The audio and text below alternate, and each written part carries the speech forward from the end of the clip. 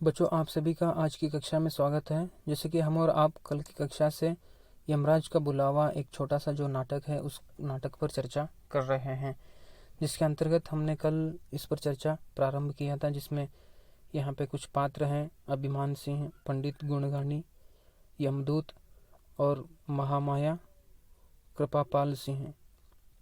इन पात्रों के माध्यम से कल की कक्षा में हम चर्चा कर रहे थे, जिसमें हम पहला दृश्य भी देखा था, जिसमें पहले दृश्य में जिस तरह से यह पात्र जो है राजा की जिस तरह से प्रशंसा करते हैं, बड़ाई करते हैं, उनका गुणगान करते हैं, उसको हम कल की कक्षा में देखा था। आज की कक्षा में हम जो यहाँ पे दूसरा दृश्य है उस पर हम चर्चा करेंगे। जैसे कि यहाँ पे दूसरा दृश्य है, जैसे कि आप यहाँ पे देख रहे हैं,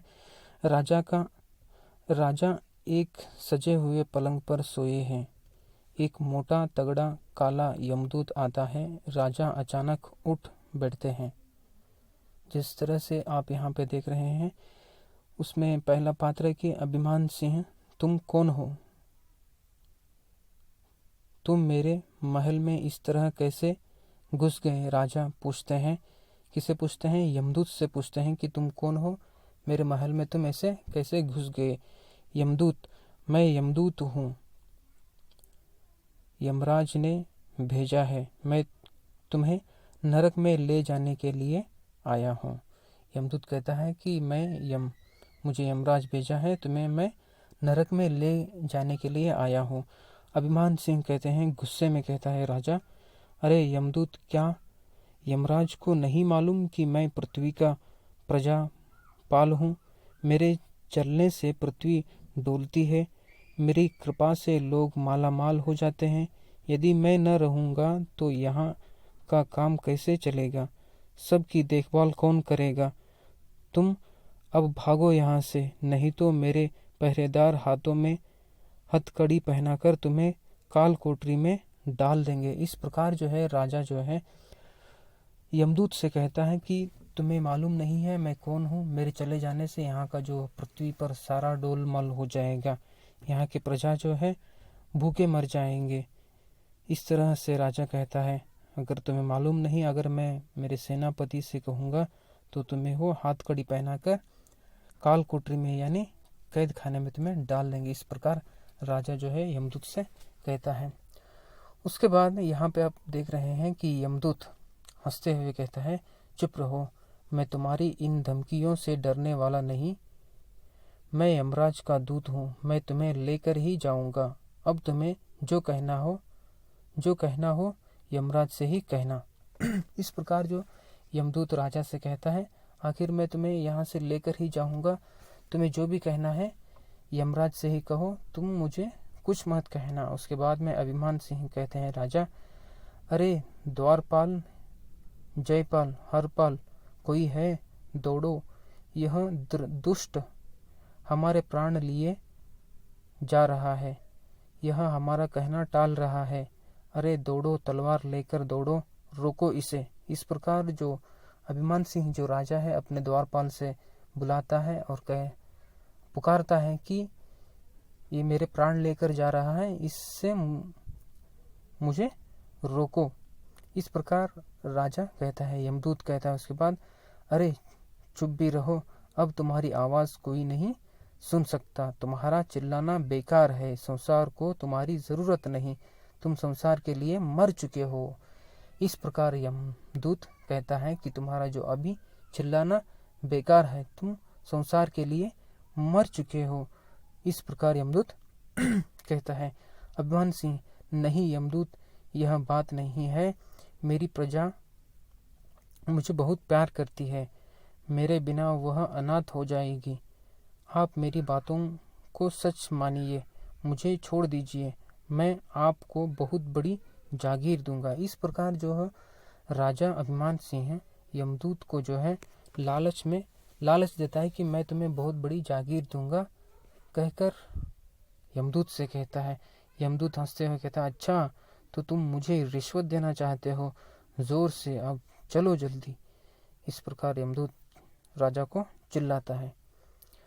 अभिमान सिंह, दूतराज, मैं आपके साथ चलने को तैयार हूँ, पर सच मानिए मेरे न रहने से राज्य का सारा कामकाज बिगड़ जाएगा। सब लोग समुद्र में कूदकर प्राण दे देंगे, प्रजा अनाथ हो जाएगी। इस प्रकार जो राजा अपनी जो दुखद स्थिति को व्यक्त करता है कि मेरे चले जाने पर सारे प्रजा दुखद हो जाएंगे, वो सारे अपने प्राण देंगे, समुद्र में कूदकर अपने प्राण देंगे और सारी प्रजा अनाथ हो जाएगी। इस प्रकार राजा अपने विचार को व्यक्त करता है। उसके बाद यमदूत, यह तुम सोचते हो अपने मुंह मियाँ मिट्टू बनने से कुछ नहीं होता। तुम्हारे मरने से तीन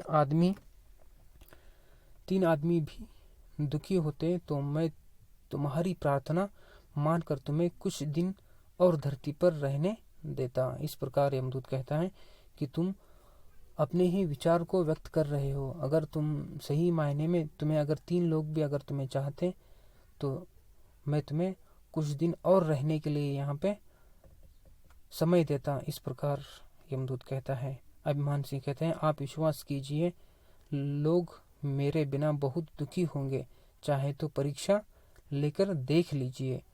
फिर से राजा जो है यमदूत से कहता है कि लोग मेरे बिना दुखी हो जाएंगे, चाहे तो आप परीक्षा लेकर देखिए। यमदूत, अच्छा बताओ मैं किन 3 लोगों से पूछूं कि उन्हें तुम्हारी ज़रूरत है या नहीं। तो राजा कहते हैं, सोचते हुए राजा कहता है, आप रानी, मंत्री और गुणगानी भाट से पूछकर देख लें।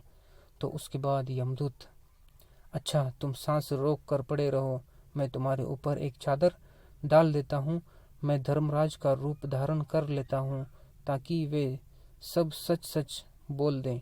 बोलो स्वीकार है तुम्हें? राजा कहता है, हाँ स्वीकार है। यमदूत राजा को चादर से ढककर लिटा देता है, स्वयं वेश बदल कर आता है, रानी को बुलवाता है। यमदूत धर्मराज के वेश में कहता है, महारानी यह तुम्हारे पति का शव है, क्या तुम चाहती हो कि मैं इन्हें जिंदा कर दूं? महामाया कहती है, नहीं महाराज, मैं तो इनसे बहुत परेशान थी। अच्छा है, अब मेरा बेटा राजा बनेगा और मैं राजमाता कहलाऊंगी। इस प्रकार जो महामाया भी अपने विचार को व्यक्त करती है। उसके बाद यमदूत, अच्छा तुम चले जाओ।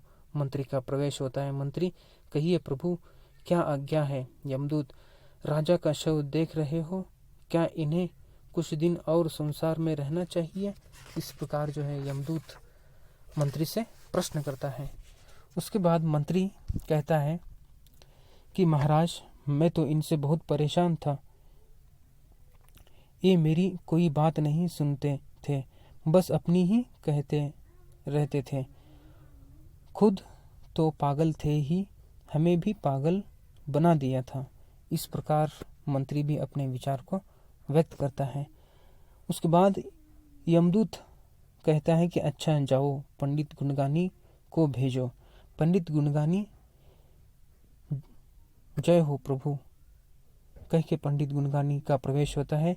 यमदूत, तुम राजा के भाट हो, अब वे संसार में नहीं रहे, तुम उनकी बड़ाई में 2 शब्द कह दो।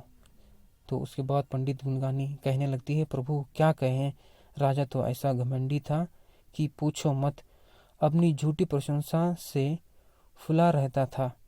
हम तो झूठी प्रशंसा करते करते थक गए। अच्छा हुआ जान छूटी, अब हमें और झूठ तो न बोलना पड़ेगा। इस प्रकार जो है पंडित गुणगानी अपने विचार को व्यक्त करते हुए अपने विचार व्यक्त करता है। और उसके बाद यमदूत राजा से सुन लिया अपने कानों से, चलो अब सीधे नरक में।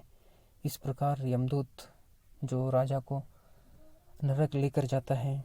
यहाँ पे कहने का तात्पर्य यह है कि सभी जो मंत्री राजा की झूठी प्रशंसा करते थे और जो राजा की रानी थी वो भी झूठी प्रशंसा, झूठी बड़ाई करती थी, क्योंकि राजा तो राजा था, राजा की बुराई तो नहीं कर सकते थे, इसलिए सभी झूठी तारीफ करते थे। इस प्रकार इस पाठ से हमें यह सीखने को मिलता है कि प्रशंसा और किस प्रकार राजा की वह मंत्री, महारानी और पंडित जिस प्रकार से प्रशंसा करते थे, झूठी प्रशंसा करते थे, उससे हम यहाँ पे इस नाटक में देख सकते हैं।